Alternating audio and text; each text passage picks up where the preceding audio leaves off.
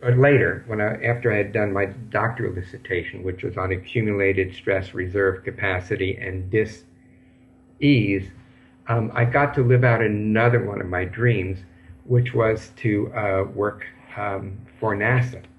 And so there was a consortium between the department that I was at in Berkeley and NASA, and I was sort of like a consultant. And what we were doing is trying to see. There was a phenomenon this was when they were starting to develop the space shuttle. But when the astronauts were put into zero gravity into orbit, that some of them would throw up, and it was more than just messy or unpleasant because it could get into the electronics and just short out the whole thing. So it was something that they were taking seriously. So the group that I was working with were trying to analyze that to see if we can get a heads up of when this would happen.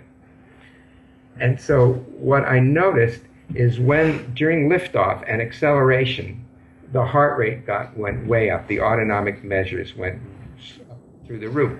Although most of the astronauts didn't report fear. I mean, they very highly trained people.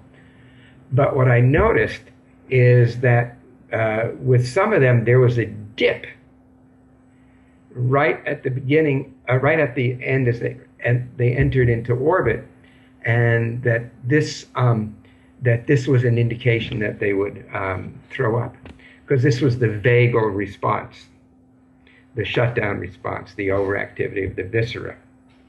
And so I got to see both somebody, Nancy, who developed the resilience, and the astronauts who brought that in with them, because again, they were selected, they were, a very, very select few.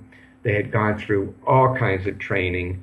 They knew what to do in emergency situations. They did not panic. But even so, some of them did have this stress response.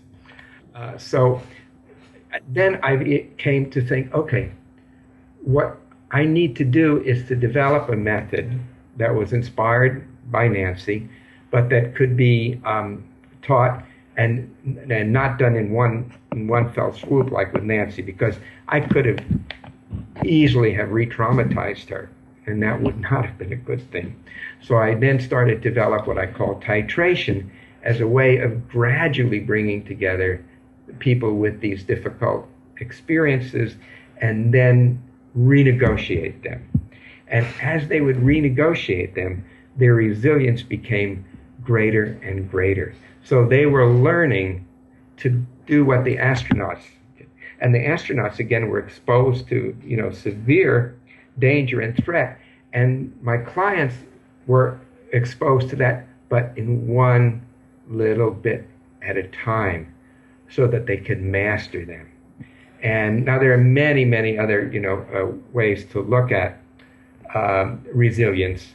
Most of them, or I think most of them, are behavioral and cognitive, and they're important too. They're useful too. But resilience, I discovered, was really in the autonomic nervous system, so that when the autonomic nervous system was turned to high, it could come back and regulate. And so what we see is people going way up high and then way up low, which was what happened to Nancy. Her heart rate went way up, but then it went down into shutdown. And so what we want to do is get it in this range of adaptive self-regulation. That is to say, resilience.